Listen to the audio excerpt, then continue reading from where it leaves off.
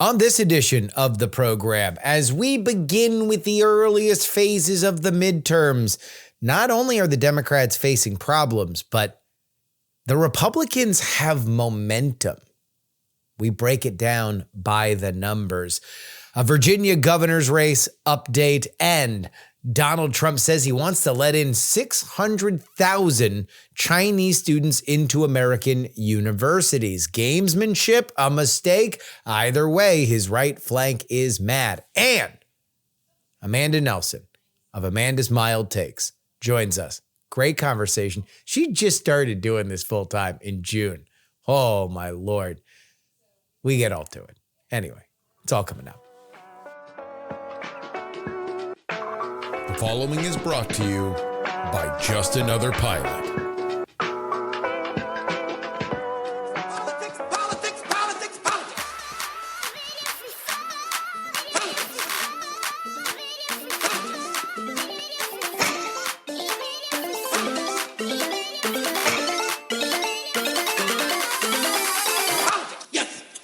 Hello and welcome everybody to the Politics program. Your old pal Justin Robert Young joining you from Austin, Texas, August 27th, 2025. I'm recording this on the 26th. What a day for white women. Oh my Lord, what a day for white women. Pumpkin spice latte season and Taylor Swift gets engaged. Jeez Louise with cheese. Very, very, very monumental for that genre and demographic, of which I'm sure we have many. Not as many as the dudes. We have more dudes that listen to us. But still, we honor our women. And we have a gift from one of the ladies that listens to the show. It's a really good time. Because also, my own white woman, my daughter, turned 1. Which is nice. Thank you to everybody who sent us well wishes. We got a hell of a show for you. Amanda Nelson. This is one of my favorite things, is when a mutual listener to me and another content creator just send a cold email to both of us and say, you guys should do content together. I'm like, awesome. That rules. We set it up. And she's the best. She's great. You're going to really, really like it. If you are on the left side of the aisle, she's right up your alley. She is right up your alley. But I also think it's a great story because I didn't realize she was so young to this game. She has only been a part of this game for a little bit. And so there's a little bit of behind the curtain conversation there. Very, very good. In the update, we're going to talk about the Virginia governor's race, which has gotten weird. We have a new ad from Abigail Spanberger that kind of shows the shifting sands in that race and an unhinged sign that has become a talking point. We have Donald Trump falling afoul again of his immigration right by saying he wants to let in over 500,000 Chinese students to study here in America, and then a big question of whether or not he is allowed to fire somebody that is on the Federal Reserve Governor's Board. And we will get to all that in due time. And during the Amanda Nelson interview, we're going to talk about some of the frustrations I have with the Democratic brand, which is not polling particularly well. They are having a bit of a rocky meeting as we speak to you right now in Minneapolis. Doesn't appear that they have a true north, such that it were. But I don't want to focus on the Democrats right now. I want to focus on the Republican Party. Because one of the big things that is going to determine the midterms, which is largely national brand focused, is what do voters think of the Republican Party, the party in power, and the President of the United States. Usually, historically, the way that this works is that voters look at a party in power believe that they have too much power if they own the House, the Senate, and the White House, which the Republicans do, and they decide to pull a little bit of that power back. That usually the party in power is seen as overrunning their mandate. And so it is corrected. And I'll just say, right now, as I speak to you, in late August of 2025, I believe that in 2026, a year from now, I will be previewing what will likely be an election that will put the Democrats in charge of the House. Obviously, with all this redistricting stuff still filtering through. But even if the redistricting happens, I believe that the Democrats should take the House. But if that were not to happen, you would probably be seeing signs even this early. And not just signs about the Democratic brand, no. Signs about the Republican brand. And signs about how the American public might be more receptive to the Republican brand than they would otherwise with one party that controls the House, the Senate, and the White House. So how would you tell? Well, I would submit to you that you have three hard metrics that you can judge it by. The amount of money that is being given to the two national parties. The voter registration of both parties. And the popularity of the president. There is very little argument that can be made in this second term of Donald Trump that there has not been enough news to judge the Republicans by. The Republicans have come in past the entirety of Donald Trump's agenda in an insane breakneck pace. And there has been no shortage of news, economic, immigration, coming out of the White House. So, with that being said, if we are to understand that there is enough of a sample size for the American people to judge, here are where those metrics stand right now. Not to say that it's going to be there in a year, but right now. Right now, the Republican National Committee has $65 million in cash on hand. It's pretty good. It's pretty good. You know, it's not eye-popping. It's not crazy, but they got a year to go. That's a good place to start from. It's even better when you look at the Democratic National Committee. $15 million. 15. And when you look at the opportunity cost of things like what's happening with Prop 50 in California, whether or not you believe that that needs to happen, let's say it succeeds. That's $100 million that are going to come from organizations that would most likely otherwise be backing Democratic causes. So is it worth it to spend that $100 million? I mean, when you look at the $15 million that is cash on hand right now, you know, you gotta blink twice at it. But $65 million for the Republicans. Pretty good. Pretty good. $50 million more than their opponents. So let's go to voter registration. Shock story by the New York Times last week, saying that Democrats have lost in the swing states that register their voters by political party. They have lost 2.4 million voters. Those are voters that are falling off the rolls. Those are voters that are changing their voting patterns. All right. Well, what are the Republicans doing? They have gained nearly the identical amount. That means we are looking at a 5 million vote swing amongst the states that register this stuff, right? This is from the states between the Democrats and the Republicans. That suggests to me that the national popular vote win that came in for Donald Trump is now continuing. We are looking at a more Republican electorate than we would have otherwise. And I want to pause here because I need to again go back to everything that we have talked about since the beginning of the Trump term. All the executive orders.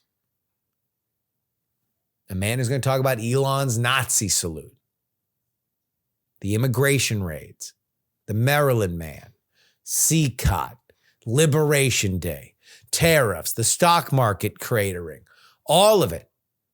Even the stuff that's happening right now, the stuff that I do believe is problematic for the administration, energy prices spiking. That's a big deal. Inflation in general is a big deal for Donald Trump. Own goals like the Epstein stuff. Roll all that in a ball. So far, we have seen a net increase in people that want to be known as Republicans.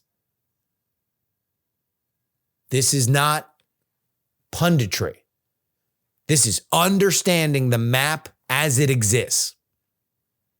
Which brings us to the big number, Donald Trump's approval rating. Let's understand the historical pattern here, right? So for Joe Biden, this was around the time that his approval rating started to soften into the 30s. This was post-Afghanistan withdrawal. Historically, you've had Bill Clinton and Barack Obama, whose approval ratings in their second term began to sink into the low 40s. Even Ronald Reagan had an approval rating that was in the high 30s, low 40s, as he moved into his lame duck term. Now, obviously, this does not feel like a lame duck term. This feels more active than almost any administration has felt in my lifetime. That being said, right now, according to Real Clear Politics, Donald Trump is at a 46.3 approval rating, 50.8 disapproval. That is he is underwater by 4.5 points, which, if you are in Trump world, is around that margin of error that you just kind of assume is undercounting Trump. I will say that one of the strangest things about this administration is how intensely crazy the spread of the polling is. You know, you got Rasmussen that has him up 1. You have Harvard Harris that has him down 2. But then you have, so those are around the same range, right? That he's close to break even popular. But then you have Economist YouGov that has him at -12. You got a Gallup poll today that has him down 16, 56% disapprove, 40% approve. But even that is up compared to where it was, which suggests, you've seen this across a few different polls over the last 2 weeks, which suggests his tough on crime stance with DC, while decried as the literal rise of literal Hitler and fascism by many on the left, seems to be broadly popular amongst not only the right, but also independents that are lurable into the Trump coalition. But let's just take 46%. It's higher than Obama. It's higher than Clinton. It's higher than Reagan in their second terms. Now, still, that did not stop any of those presidents from having electoral setbacks when it came to midterms in their second go-round. So this does not presage that Republicans are going to do anything but lose the House. But that being said, you could see a world where the economy is good, big if, where inflation is mitigated or at least held at a certain point to which wages can outpace it, big if, especially considering some of the inflation that may finally be arriving with the tariffs. but that this is not a bad situation. If I'm literally just looking at where each party is right now, I gotta say the Republicans are the ones that look operative and the Democrats look like they're flailing. And the only thing that makes Democrats feel good are essentially inside jokes that they can tell themselves and feel good about the fact that they are morally superior. Because it doesn't appear that the things that they are bringing to the fore are resonating with the broader American public. Now, maybe the stuff that the Republicans are doing are or are not, I don't know. It just doesn't seem like they're being punished right now. So if you believe that the actions of the Trump administration and the Republican Congress are being punished, are punishable, and your theory of the case for the midterms is dependent on the one big beautiful bill cutting Medicaid or giving tax breaks to the rich, at least right now, by the metrics that we are measuring, it doesn't seem like that is happening. It could, but boy, if it were gonna, I would have liked to have seen a little something from it by now.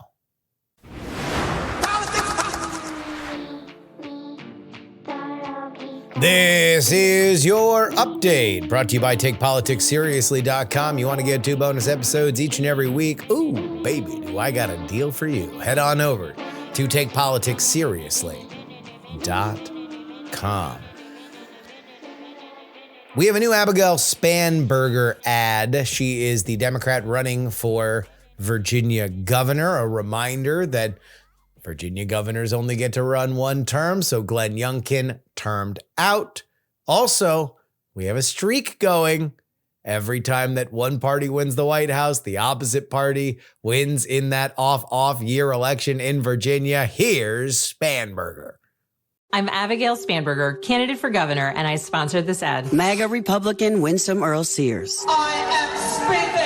What does she say about Trump's bad budget bill? The bill, as you know now, does so many great things. What? The Trump budget raises healthcare costs, raises mortgages, raises the price of electricity and gas. You pay more, so billionaires can pay less. I am speaking. We've heard enough. Winsome Earl Sears is so far right, she's wrong for Virginia. All right, a few interesting things that I want to point out in that ad. Before we get to it, let's talk about the pretty sparse polling that has existed in this race. The most recent poll is from Roanoke College. That was taken in August. 602 likely voters, 4.4% margin of error. Spanberger up 7. 46% is where she was there. 39% for Winsome Earl Sears, who was talking in that ad.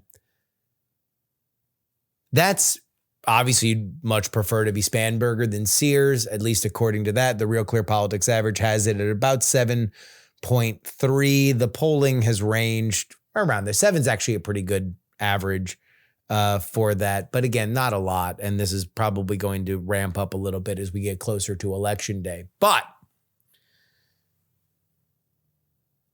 it was interesting, the dogs that didn't bark in that ad.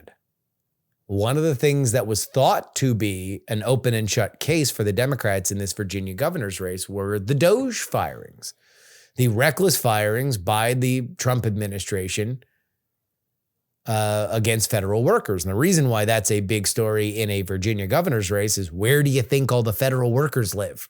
The ones that don't live in the district, they live in Northern Virginia. That is just what it is. And they're likely Democratic voters. So you're going to have an extraordinarily animated Democratic voter base. You don't really see a lot of that in that ad. No. You see Sears as an unserious candidate with the clip of her saying, "I'm talking."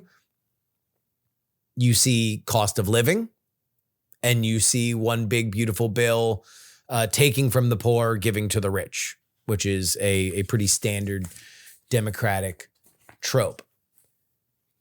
This race has gotten a little bit more interesting, at least in terms of online discourse. I have no idea if this is actually going to play in the race itself, but one of the most unhinged signs I have ever seen in my entire life out protesting Winsome Earl Sears. So this is being held up at a protest where Winsome Earl Sears is talking about a transgender bathroom issue, because that has been a problem in Virginia. Let's remember that Glenn Youngkin won his race 4 years ago, largely because of a race against teachers' unions and on educational issues. Part of that was a crazy story that came out of a Northern Virginia county, a school district, where a girl was abused by, I believe, I'm going off memory here, but a trans or non-binary boy that was in the women's bathroom with the girl. They were dating and then it went wrong. Anyway, the girl filed a complaint and it was essentially covered up by the school board. In fact, the dad freaked out at a school board meeting and then the dad was arrested. So that kind of touched off a bunch of stuff, but also we were coming out of COVID and there was just a lot going on in that moment. We're not as hot there, but look, trans stuff is an issue. I only say that to say this. The sign, and let me see if I can pull it up here. I need to pull up because I don't want to get one syllable of this wrong.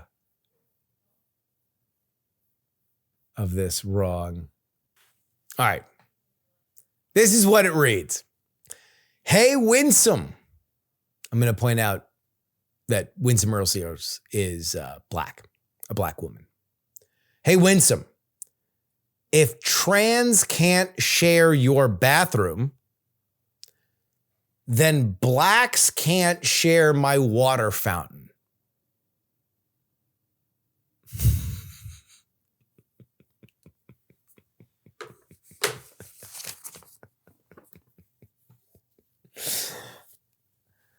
Now look, this one old kook speak for Abigail Spanberger? Absolutely not. The Spanberger campaign distanced themselves from the sign. It did create a stir online, mostly because Jesus.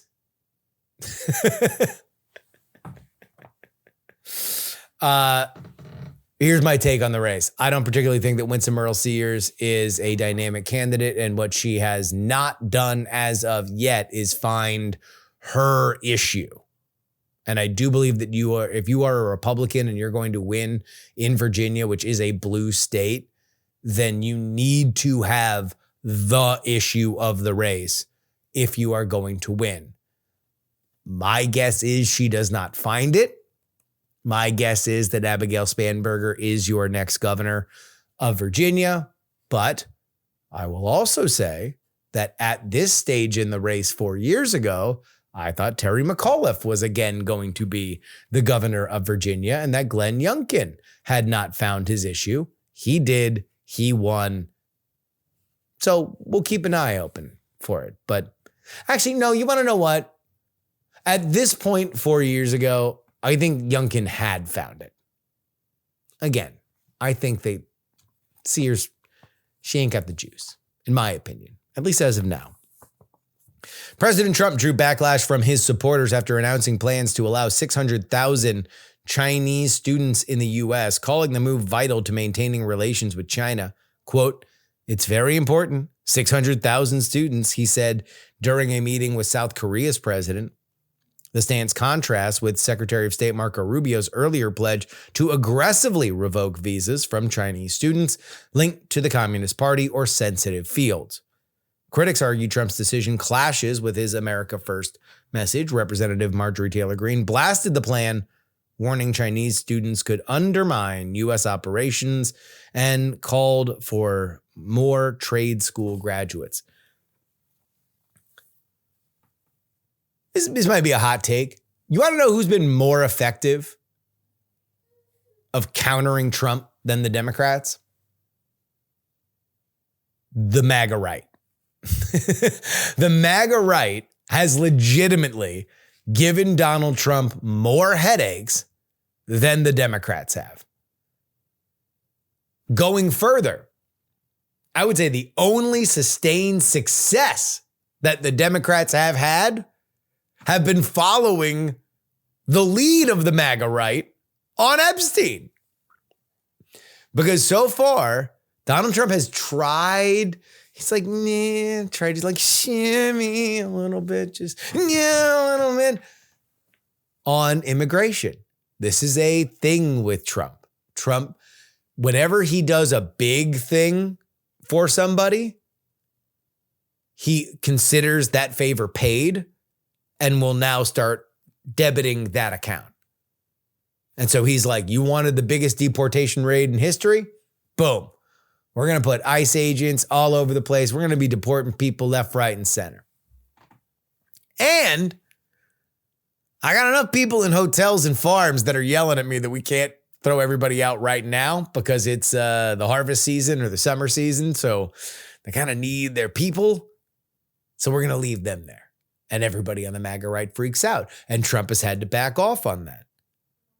Now he's in this economic situation where he's, all right, enough. We're not the doormat anymore. I'm going to put up these tariffs. I'm going to make sure that we don't have any problems when it comes to all these foreign entanglements. But, I do got to make a deal at some point. And if Xi Jinping's big hang up is that we can't have a paucity of Chinese students, then we give back on Chinese students, whatever. So the Chinese students come in here and they go and study at our universities. That's okay. You can do that. And the MAGA right goes crazy. What are you talking about? 600,000 Chinese in America studying. You gotta be out of your mind.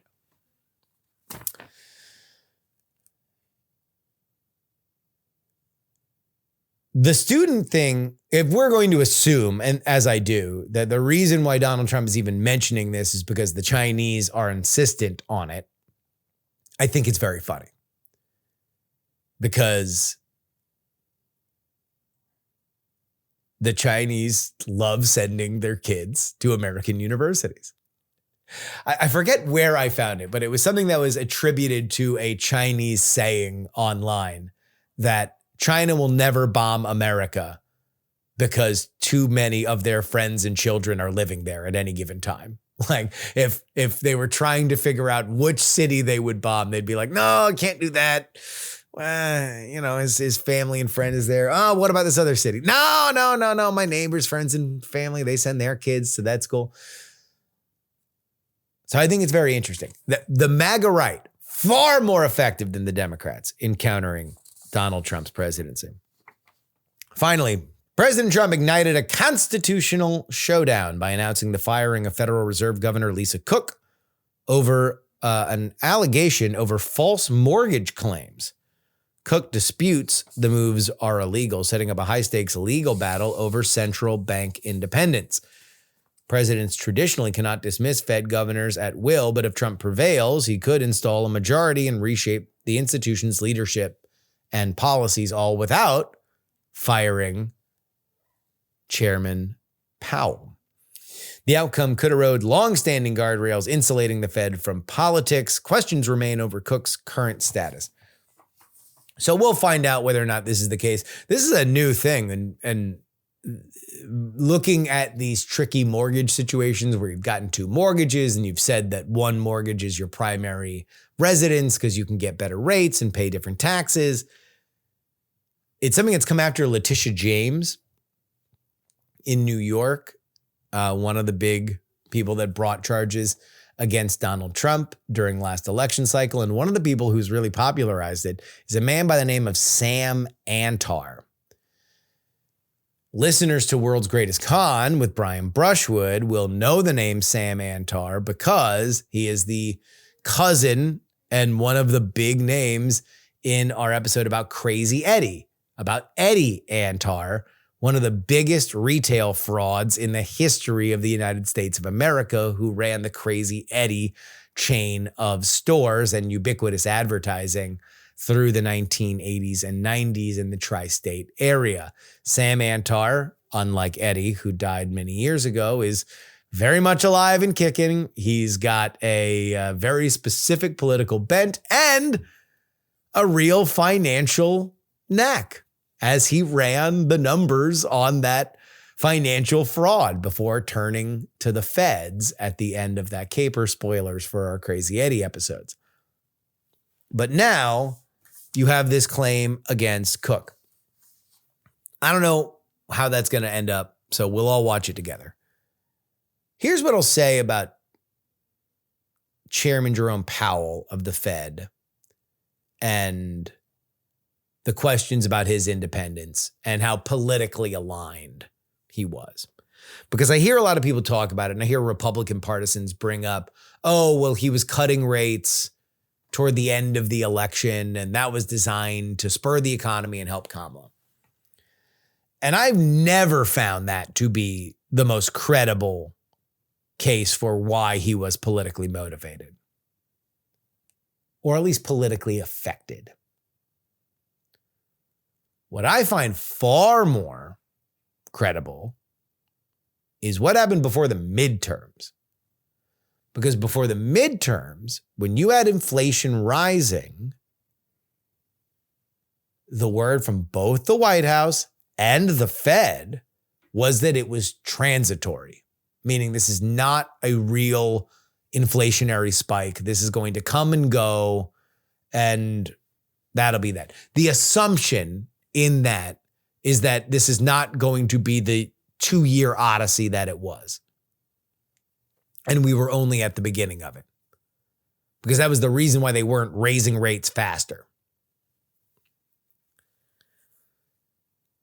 Now, I know for a fact, contemporaneously, just through whispers in the winds, but I'm confident in this, the way that the Fed determines its outlook is not by the chairman going off into a dusty study, staring into a crystal ball and determining where he thinks the economy's going. It's off a litany of other estimations from people down the chain in the Federal Reserve System. Everybody does a survey. You average out all that, and that is the general combined knowledge of the Federal Reserve. And I know this for a fact, that nobody inside the Fed looking at the numbers believed it was transitory. They believed it was a real inflationary spike. And yet that was different than what Chairman Powell was saying publicly. And what Chairman Powell was saying publicly was directly aligned with Joe Biden. That if I were ever going to assume that a Fed chairman were politically swayable, politically aware, whatever label you want to put on it, that is what I would point to more than anything that happened during the election, at least the presidential election. Because I do think that that transitory conversation was meant to tamp down economic fears before the midterms, where Democrats at the time were afraid that they were going to get wiped out. Now, obviously, to get back to Trump, we're going to find out exactly how real his ability to fire somebody like Cook is. I have no idea. What idea I have for you, though, is if you want news as it breaks, 2 bonus episodes each and every week, the only place you got to go is takepoliticsseriously.com. 1 episode on Monday, 1 episode on Thursday, ready for your commute both times. Yummy, yummy, yummy. TakePoliticsSeriously.com. And now, Amanda Nelson.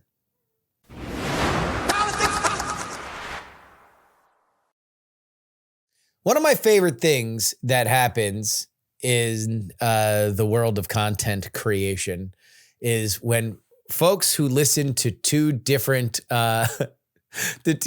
people recommend each other, and it's been the source of a lot of great finds that we have had and people that we have had on the show. And one of them is Amanda Nelson of Amanda's Mild Takes that is here right now along with her dog. What's your dog's name first before we get to your introduction? Sorry about that. My dog's name is Petunia. He's a very cranky Rottweiler, and the plumber just got here. And so there we go.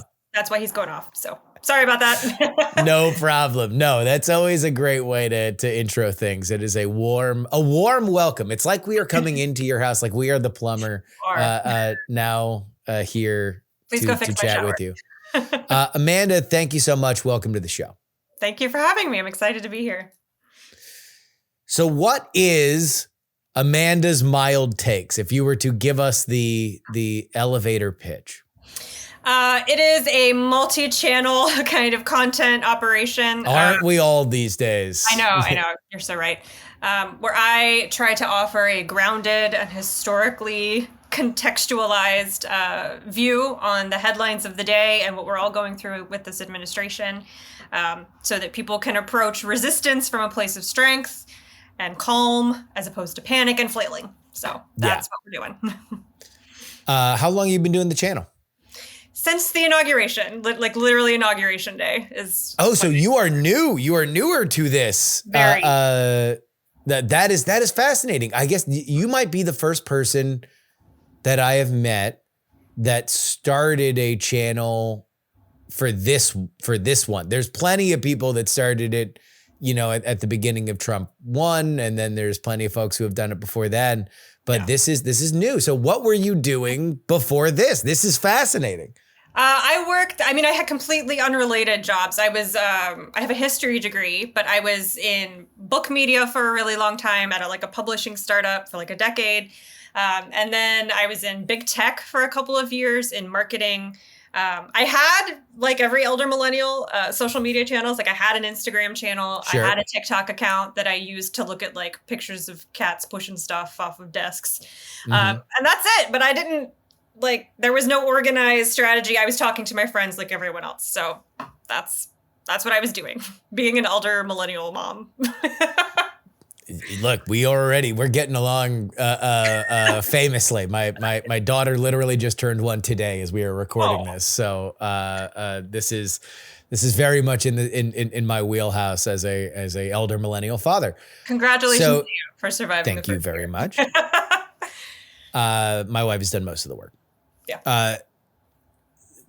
Is there a moment? What is the moment when you, not only in terms of the news, because it definitely seems like you are somebody that, regardless of whether or not you're creating content, you are probably following the news and looking at it through a certain lens, but that you're like, no, I need to get into these content salt mines. Is there something that you saw that annoyed you or that inspired you? What is that journey? It was a combination of annoying things.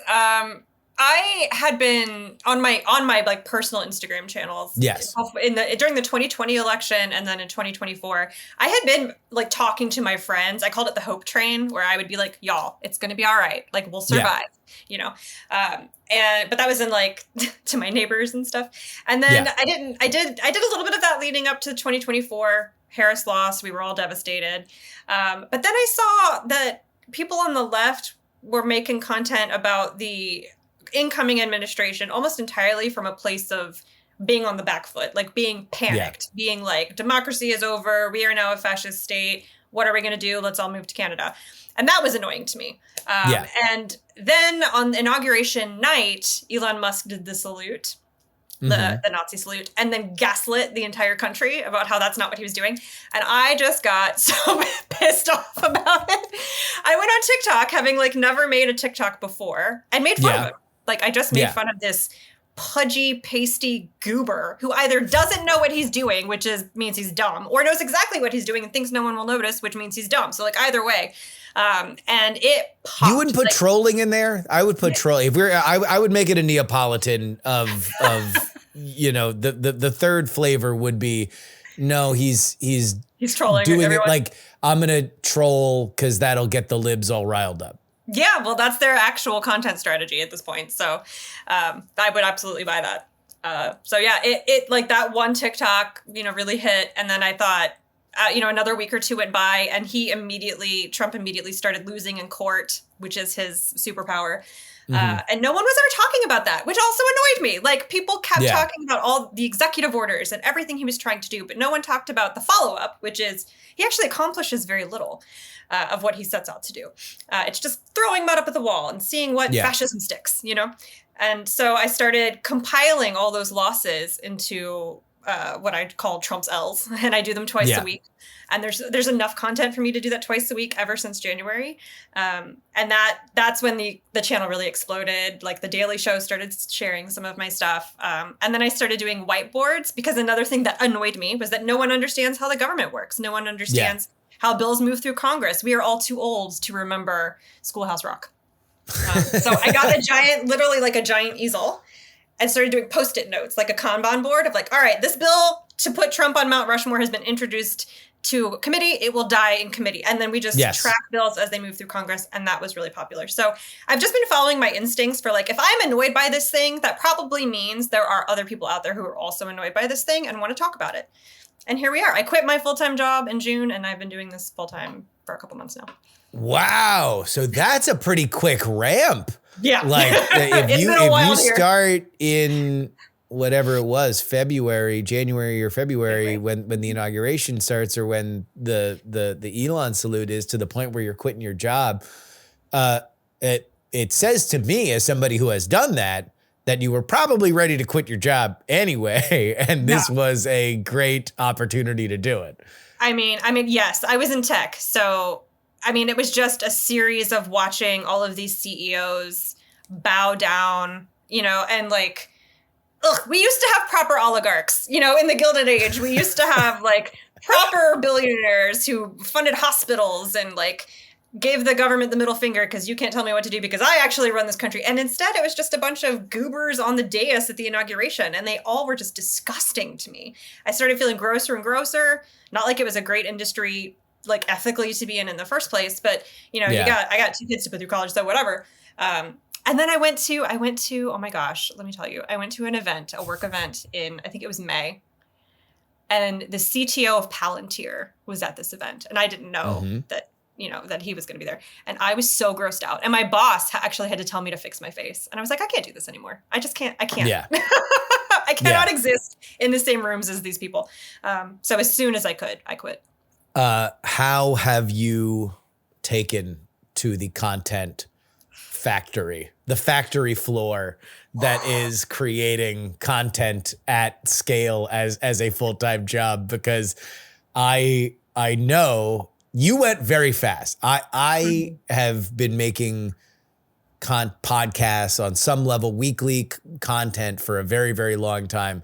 So it's been a while since I went from, the front of that Potemkin village where I'm like, wow, look, people just turn on a camera and say what they want, and then money and fame rains upon them, to realizing like, no, this is an actual job that is brings upon its own challenges. You went extraordinarily fast. You are now running at a very, very quick pace. How has that adjustment been? It's bonkers. I mean, it's longer hours than working for a FANG company, which I think says a lot, because working for a FANG company is long hours. But the learning curve is hilarious, because like, I don't know how to use my back camera. I had to go buy headphones. I don't have a podcast mic. I have nothing. I'm running purely on like my audience's enthusiasm for the things that I'm saying, which is great. But I know at some point I'm going to have to figure out how to like work a real camera and things like that. So it makes me nervous.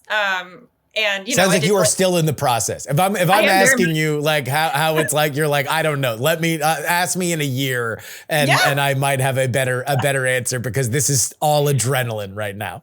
It is very much so. And it's a bit of a machine. Like you have to every day. There's no days off. It is a machine, especially like when it's political. Well, and having been through a few cycles of this, my podcast started, I've been doing podcasts for a very, very long time, but the political podcast, I was doing a one mic show that was about everything. But I've always been a political nerd, and I had a political card game that I wanted to sell. And so I had this brilliant idea. Hey, 2016, the most boring election of all time. It's going to be Hillary Clinton versus Jeb Bush. Only nerds like me will even give a rat's ass about it. I'll be able to make it interesting to my audience.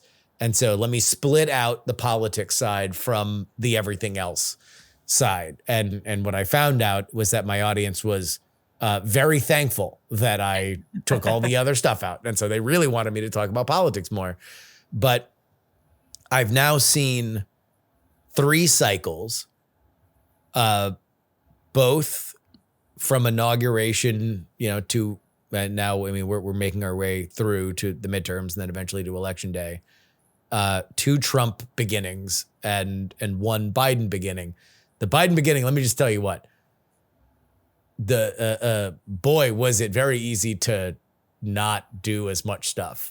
Yeah. you were able to, like, I remember almost quitting the show because I could not do another episode about Joe Manchin's whims. I was like, I cannot, another 5 articles about like, no, he's really thinking about this or he's really thinking about that. It's like, the good news about Trump is that, boy, when you wake up every day, is there a bountiful harvest of topics. Topics reign supreme. He has delivered on topics, if nothing else, in terms of the news media. After I finish filming an Els video, I am always like, all right, maybe I won't have enough for the next one in a few days. And that is never the case because there's just always something. He's a content machine, not on purpose. He's just real stupid. And then it creates. I think it's on purpose. I mean, like, at least like he's just, that's always been his MO. His MO is like, it was flood the zone. Yeah. What I need to remind people about is like, Donald Trump was injecting himself into the love lives of the Twilight cast on Twitter long before he even became a politician. Like, not because he has a natural inclination to vampires or teen romance or even Hollywood particularly. It's because that's what people were talking about on Twitter, and he wanted to have an opinion so he would be at the center of it.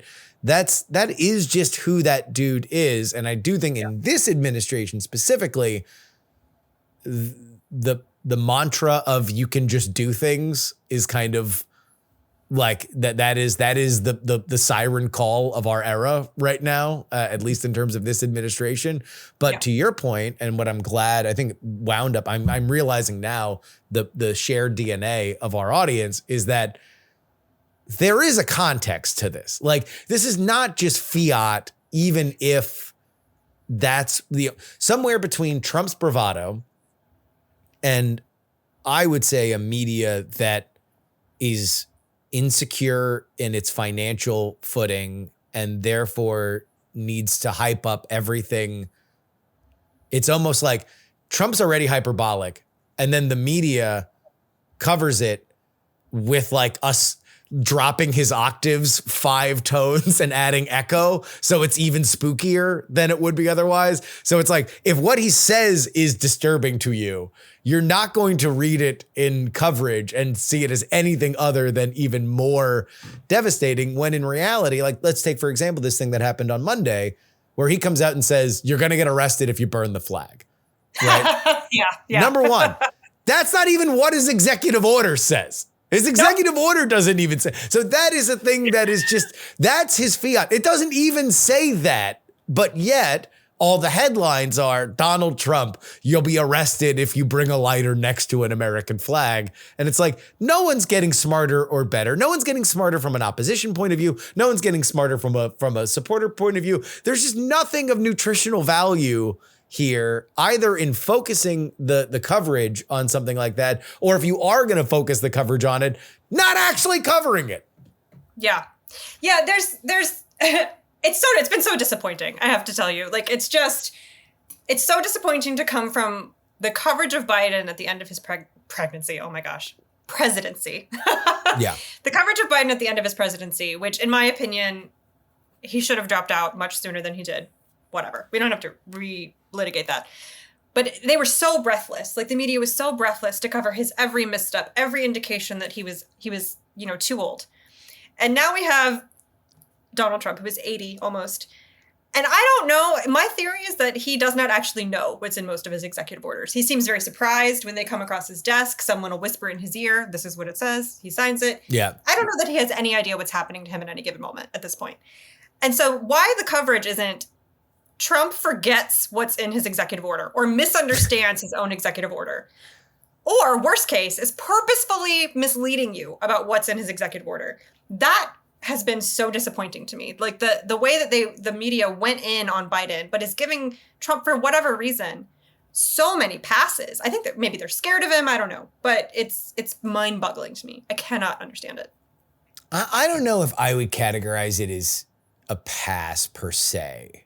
I do just think that there is a narrative that they have that they are going to cover things in the way that they want to, that is telling the story to their audience the way that they are there for.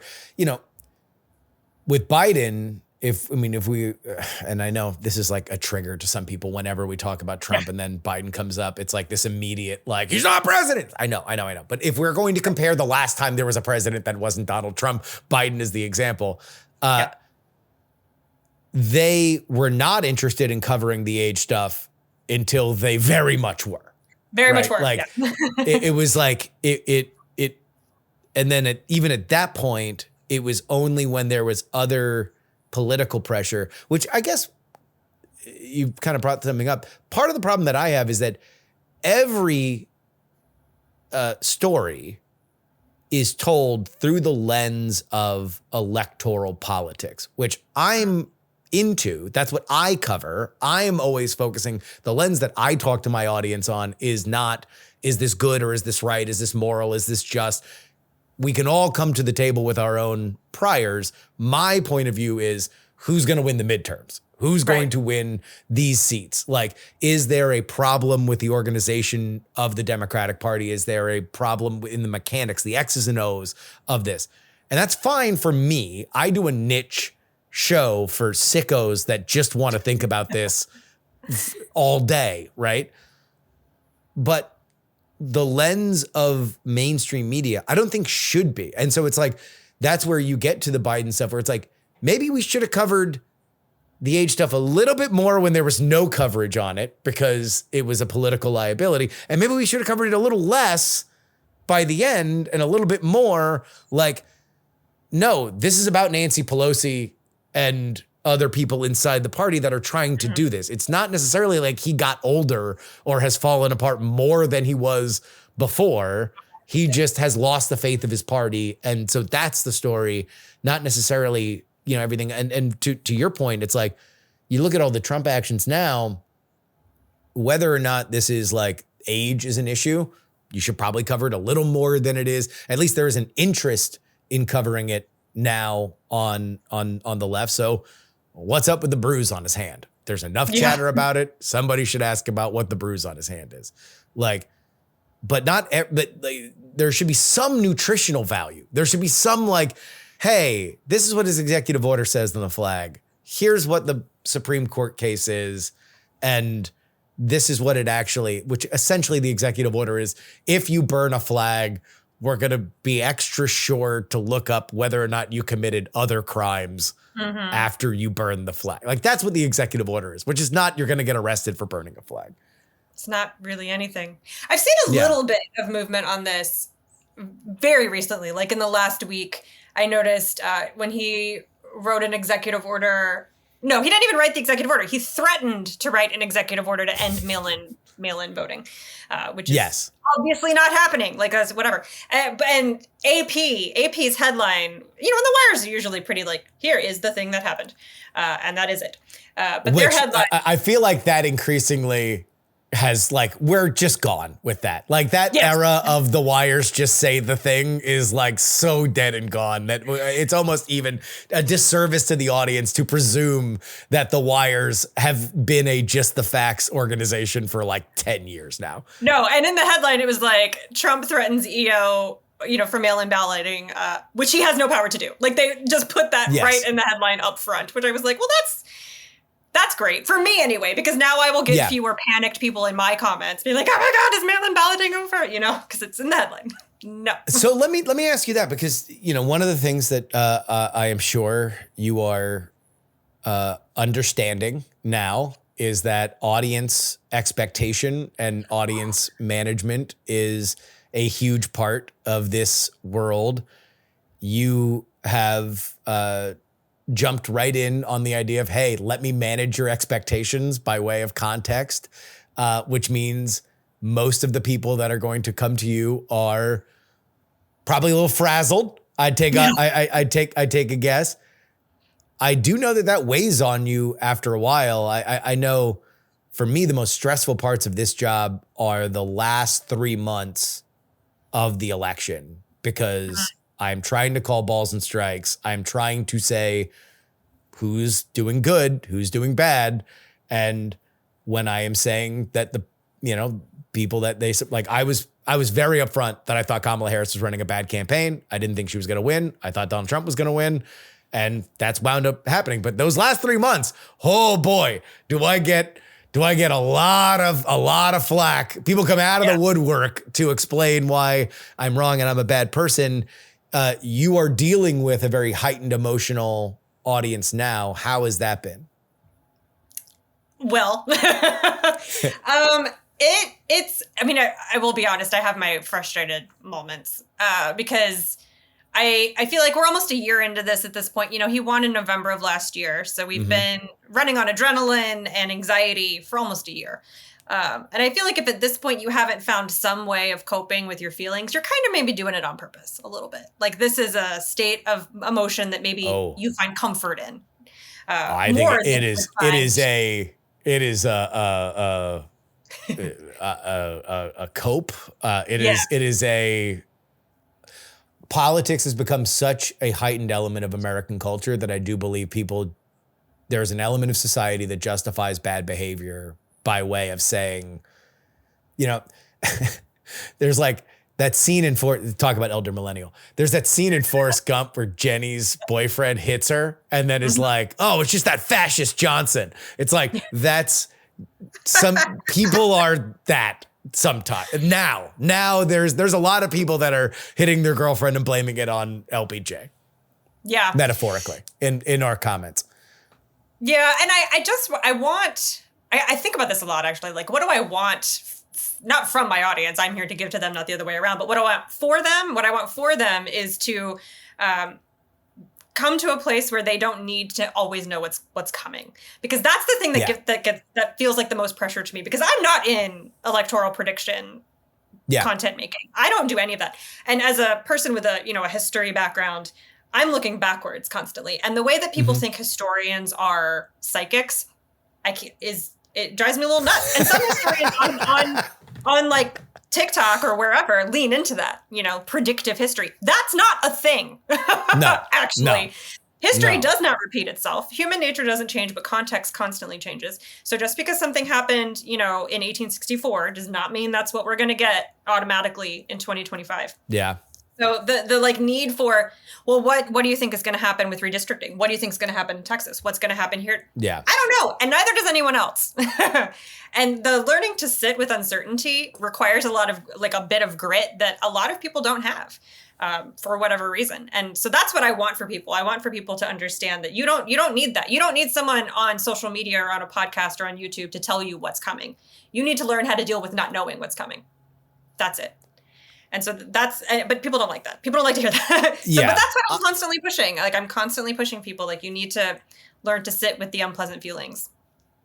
And that's a very, very good, that's an excellent lesson to give to people. And part of it, I think, is rooted in this thing that I go back and forth with, because when I was, growing up and fascinated by politics, politics used to be a beach town. It used to be a place where only every once in a while did all the crowds come in, and otherwise it was a pretty sleepy place. It was like really where only the nerds wanted to be. And since 2016, and I think there's a lot of factors that come into this, it has become monoculture. It has become one of the few things that everybody cares about on some level. And the negative downstream element of it is that there are people that are living in that last 3 months of an election forever, for years and years and years. And that is like not healthy at all whatsoever. Like it's fine. Once every 4 years, everybody gets ginned up and you're real focused on it. That's fine emotionally, but otherwise, just look at the professionals that actually work in this space. They have to keep some kind of even keel. They have to understand that, this is sometimes you win, sometimes you lose. There are good things, there are bad things. You are pushing, you are pulling. Like you can't just be so dialed up. But at the same time, those same practitioners are riling everybody up because the money is there. Yeah. Like for everybody that comes into your comments and screams and yells about redistricting, I'm sure that they also got 7 or 8 text messages saying fascism is here. Please donate to X, Y, and Z. That's good. And like,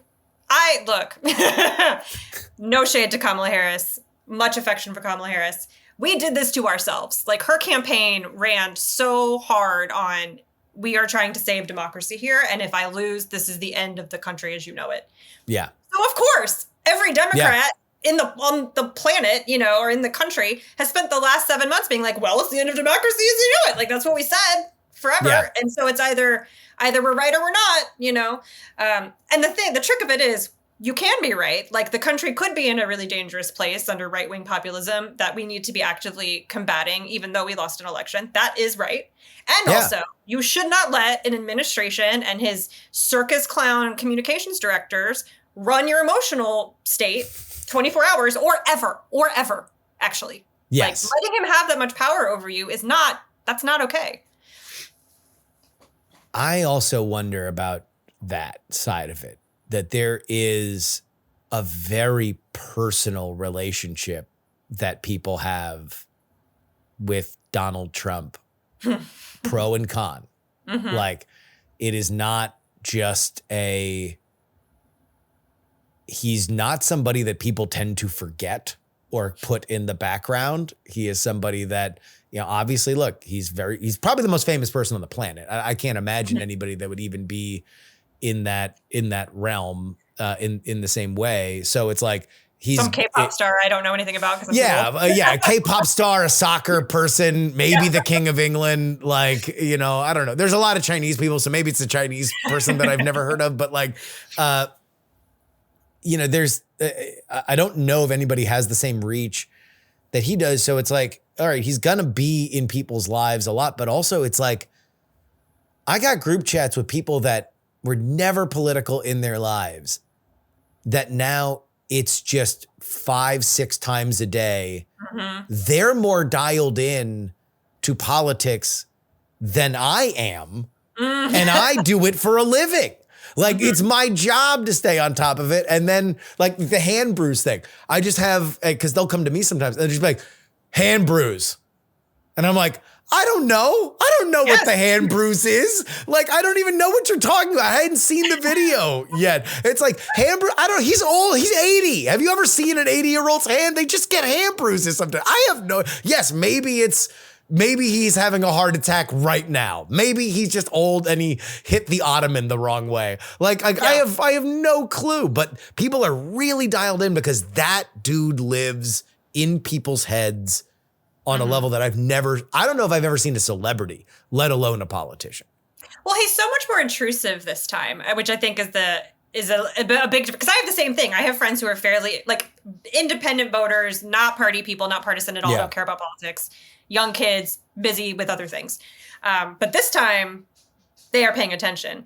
And it's because his policies are so much more intrusive on people's everyday lives. So like the tariffs, I get texts from my friends who haven't given a shit about politics for the 30 years I've known them that are like, why is my ground beef so freaking expensive? Did Donald Trump put a freaking tariff on and so they have he's just in more shit. Oh, sorry. I don't know if I can curse on this. That's fine. Yeah.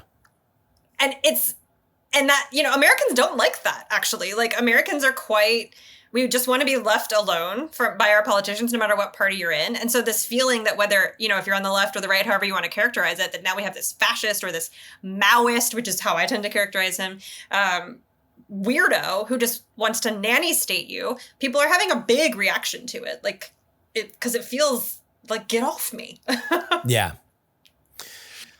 Let's take a look to the other side of the aisle, because, from my perspective, you made a point. Look, there's an election. Sometimes you lose an election, but here's the crazy thing about American democracy. There's always another election coming down the pike. And we are likely in a world where Donald Trump has run his last election. Let's assume that for the sake of this argument. But where do you think the state of the opposition party is right now? What do you think, some of the lessons, have lessons been learned? And if so, which? We'll see. Well, I think the lesson to learn for us from what's happened with the Republican Party, which is in a better position than we're in. Their approval rating is higher than ours. They have more money than we do. They have more seats in Congress, in both chambers. They have the Supreme Court. Like, they are objectively in a better position than we are. And it's not in spite of Donald Trump's authoritarian strongman ways. It's because of them. Because he accomplishes things. He accomplishes things like a bull in a china shop. He comes in and destroys shit. And if the thing that you wanted was for that shit to be destroyed, he is now your hero. And what I hope the lesson that Democrats have taken from that is that we should be accomplishing things. And this is very Ezra Klein-y of me, but like, we are so addicted to process and bureaucracy and concepts and ideas that we don't actually accomplish anything for the American people. And that has to change. That absolutely has to change. And I think that's why, like, Mamdani is doing so well, because he is trying to change those things. And that's great for, the bluest city on the East Coast. But how that's going to play out across the rest of the country, we'll have to see in the midterms. I mean, the primaries next year are going to be fascinating to me. Like, do we put up a bunch of centrists who just, like, whatever, have nothing to say except I'm going to send a strongly worded letter? Or are we putting up people who actually have some fight and some verve and can counter this rhetoric, both with policies and with, like, Gavin Newsom's shows of force on the internet, which I'm a big fan of. Not necessarily a big fan of Gavin Newsom, but a big fan of what he's doing. So I think that those are we can't just keep dismissing Donald Trump as like, well, he's just a autocrat, whatever. We can't keep dismissing it as like, well, they're just racist. Well, they're just fascist. Well, they're just whatever. Yeah. Okay, well, they're, 40% of the country and they voted this way for a reason, not just the base, but the independents, the swing voters, the moderates, the first-time voters. Many more people of color than makes any sense to me as a person of color. Like, those people voted this way for a reason. It's not because they're all Nazis. Like, we have got to get away from that rhetoric and take some accountability for our own loss, which is why election denialism drives me so crazy. Like, no, he didn't steal it. We lost because we sucked. Like, get a grip, Yeah. And sink into it. Sink into it. Let it marinate. Like, that was well, I mean, there's a lot of, if we're going to get into our shared fascination of history, to learn what we can from the past, although understand that it is not necessarily predictive of the future. There's a lot of the Democrats now that remind me of the Republican Party in 2010, post-Obama, where they were kind of addicted to just saying whatever Obama said is wrong. And, they wound up finding a lane to begin to rebuild with some of the Tea Party stuff, or at least, the limited government element. Like, even then they didn't want to, move forward with it until Donald Trump came in and called, Jeb Bush and his brother war criminals for, the Iraq war. But that was the beginning of it. You at least had some element of like, okay, well, that's what we are about. We are about, this thing. And that's the one thing that I would say for the Democrats is like, look, we can focus on 2028. We can focus on the celebrity race of like, well, is Gavin Newsom's trolling good or bad? But like, the thing that the Democrats need are an idea that the Republicans can't match, that they wouldn't ever match. And what I see as an existential problem for the Democrats is that a lot of the stuff that Donald Trump is doing, we're like historically Democratic ideas.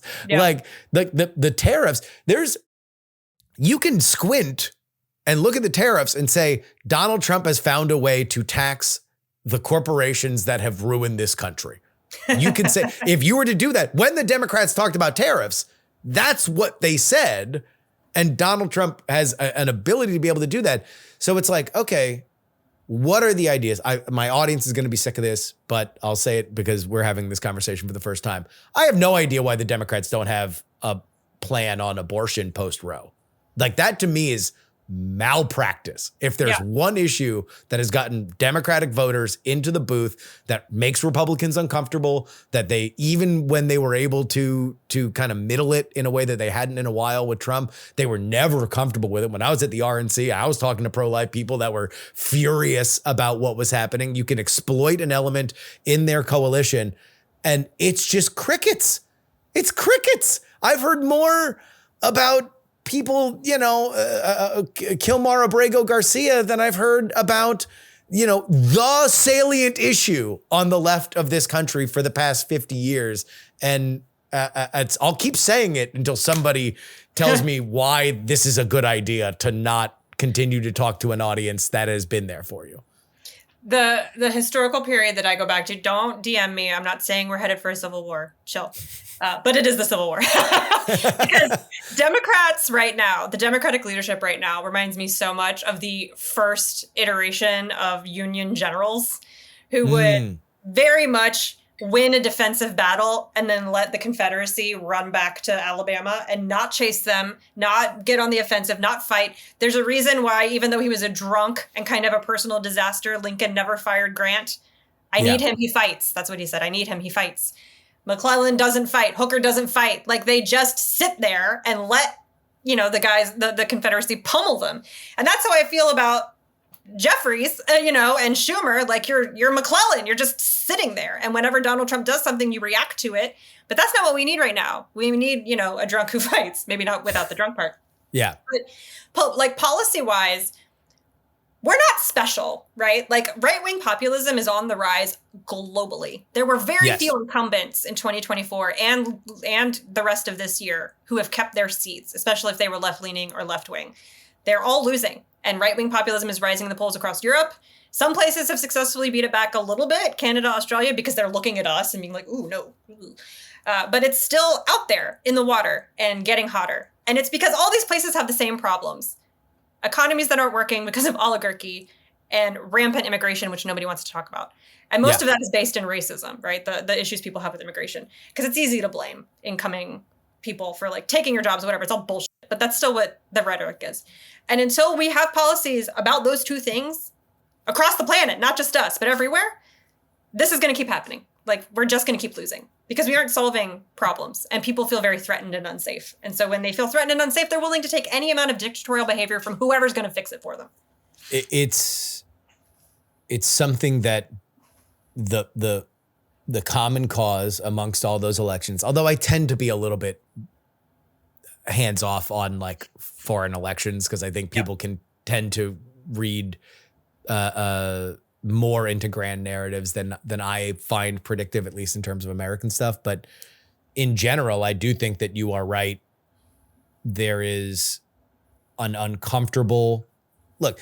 Donald Trump, nobody in the Republican Party in the mid 2010s looked at Pat Buchanan and said, that guy's the man for the moment. I want Pat Buchanan's immigration strategy in the mid 2010s. And there's an argument to say that people were dumb not to do it, because if you looked at polling, immigration did consistently crack the top three periodically. And there's a reason why you had right-wing outlets that were becoming popular, because they were talking about it more. Donald Trump talked about it the most. And now we find ourselves at a place where Hispanic communities on the border and Black communities and certainly Asian communities have found that issue more salient than they ever have in the past. Like, whenever, we were in a situation where we talk about ICE and stuff now, I said from the very beginning, there's no way you can do mass deportations without them being ugly at a certain point. Like it will get ugly.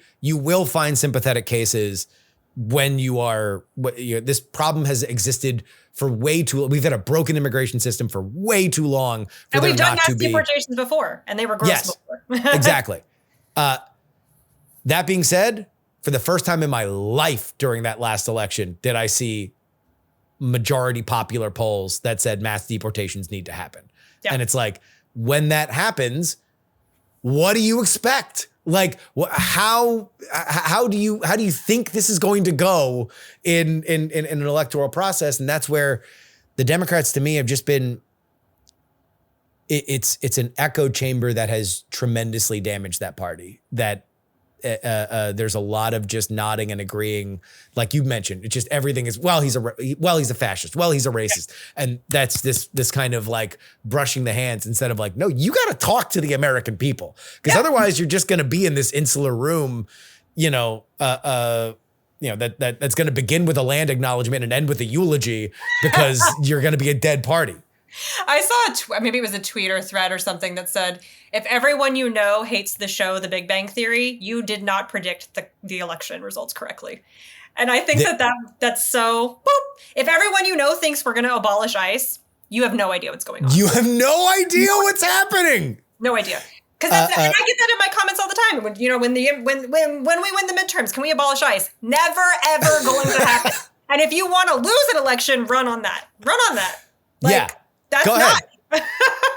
That ain't it, babe. That's not what the country actually wants. Please go outside and talk to me. I mean, I 100% agree with you. There's a great book, Patrick Ruffini, who's runs Echelon Insights, but he's been a Republican pollster. He wrote a book before the 2024 election called Party of the People, where he is talking about this kind of working class coalitional reshift that the Republicans have taken advantage of.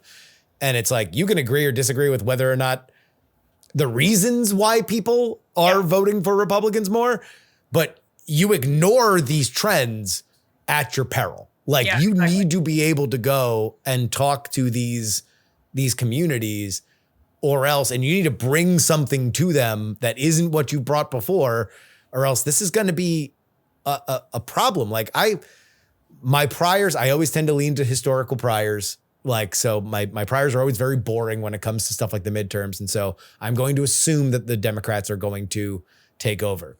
Yeah.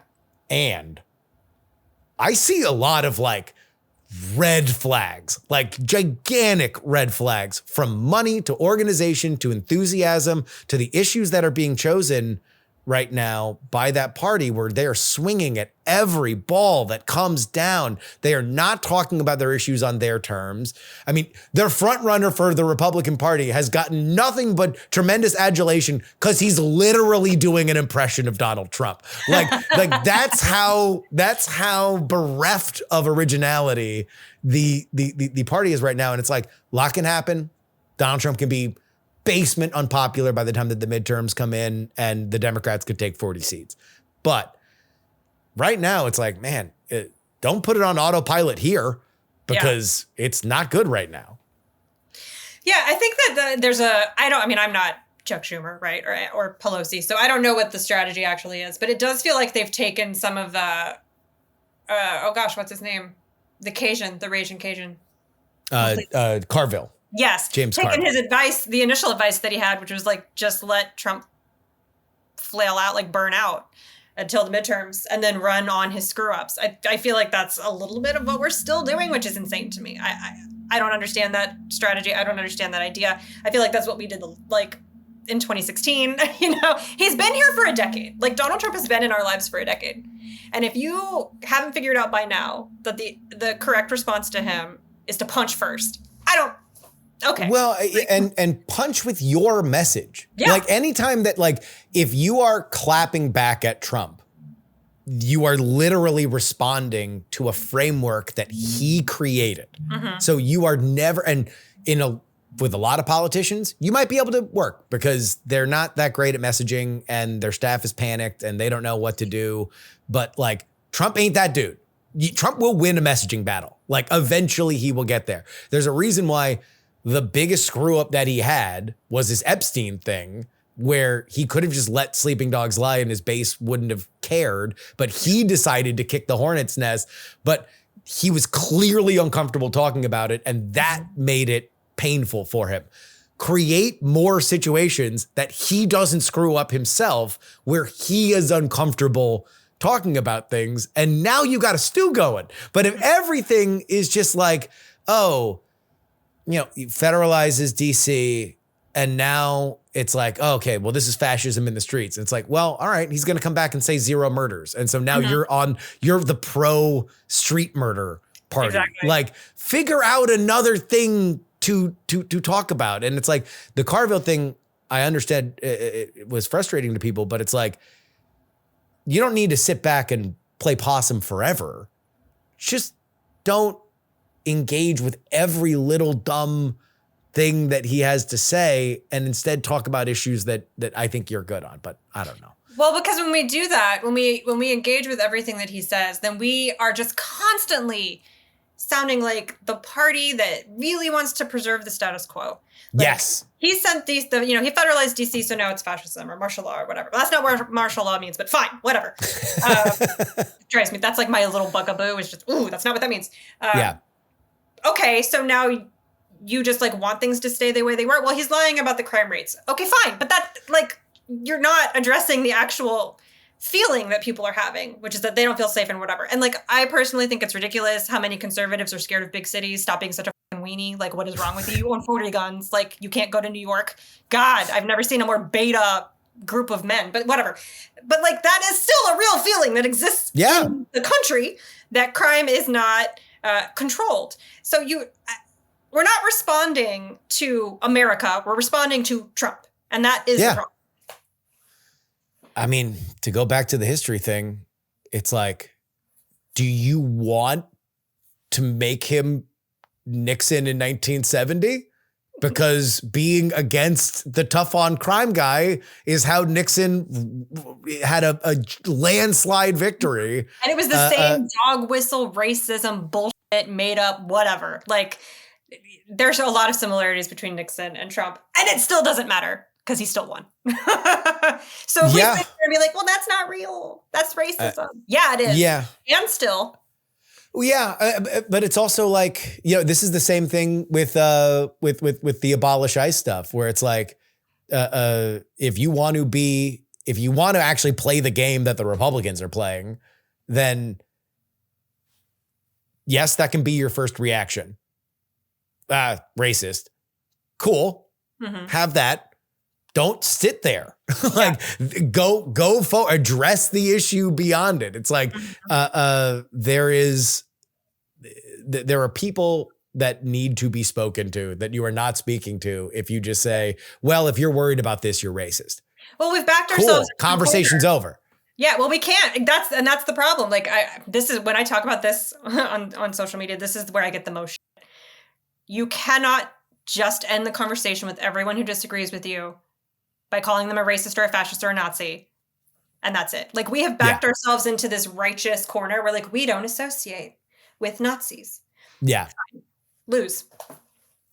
Just lose forever. Yeah. Like, that's it. You're just going to lose forever. Don't associate with that. I don't care. And I'm not saying, you have to go be best friends with your abusive, racist uncle who calls you slurs.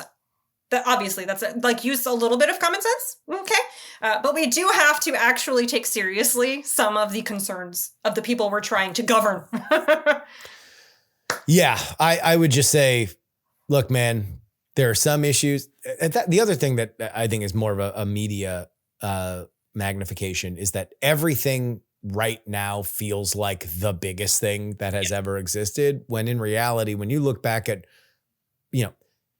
what is going to be the biggest issues of the midterms, maybe it's stuff that exists now. I would take a wild guess and say the economy and the tariffs role in the economy, whether or not it's cratered or, anything like that. That's probably going to be the biggest thing. But all this stuff now, Gavin Newsom's Twitter, like, probably not going to exist at all. It probably will not be on the minds of any voter who goes and votes on the midterms. The redistricting might not be in the minds of anybody that is going to vote in the midterms. So what are the big picture things that you want to do? And, that's where, I don't know. It's like when you're arguing about, like, actually DC safe, it's like, look at the polls before this became a political issue. It was like 9 in 10 people in DC said crime was either high or extremely high. And so it's like, I don't know. I mean, this is the biggest thing to go back to one last thing, and I'll get you out of here on this, is that I really do wonder how much of this is just a byproduct of the fundraising. That the fundraising is the only thing that benefits from this, especially on the Democratic side, is that it's like, why is everybody at 11 at all times, if not to give $5 to Beto O'Rourke Super PAC? So that he can text you more about giving. So he can say, "Hey, I need $10." Yeah. Like, trust me. Look, I just constituent.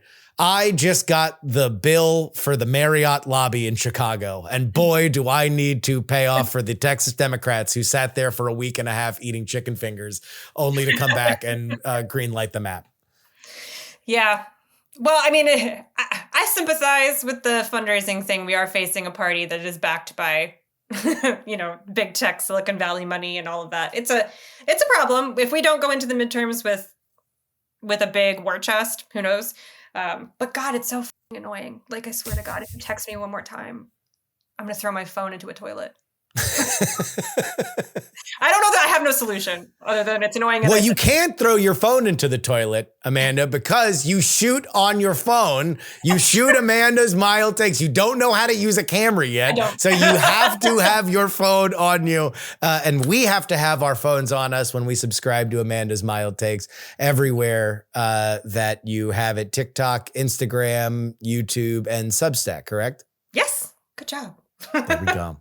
Hey.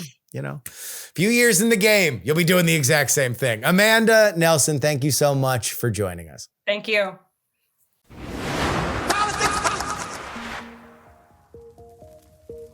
And that'll wrap it up for us today. Politics, written and hosted by me, Justin Robert Young, for Dog and Pony Show Audio in Austin, Texas. We are edited and produced by Will Saddleberg, who had a birthday on Monday. Happy birthday to Will Saddleberg. I will say it to him and anybody else who wants to listen. A reminder that your 30s are just your 20s with money. That is a bon mot bestowed upon me by one Brian Brushwood. And I got to tell you, having been through it, it's true. Oh, yeah. It's damn true. You can send me an email, theyoungamerican@gmail.com. Find and follow and share video clips of our show on TikTok, Justin R. Young. On X, it is Justin R. Young. And on YouTube, you can get the full show at Politics. You can also support us with a one-time donation, paypal.me/paidjury. Venmo is Justin-Young-20. Cash App is PX3 Cash. And you can send me anything you'd like in the mail. Post Office Box 153184, Austin, Texas 78715. A reminder, Post Office Box 153184, Austin, Texas 78715. And we got an adorable gift for my daughter's first birthday from the great state of Wisconsin, Bella's first cheesehead. It is football season coming up. And, here we go. We have it.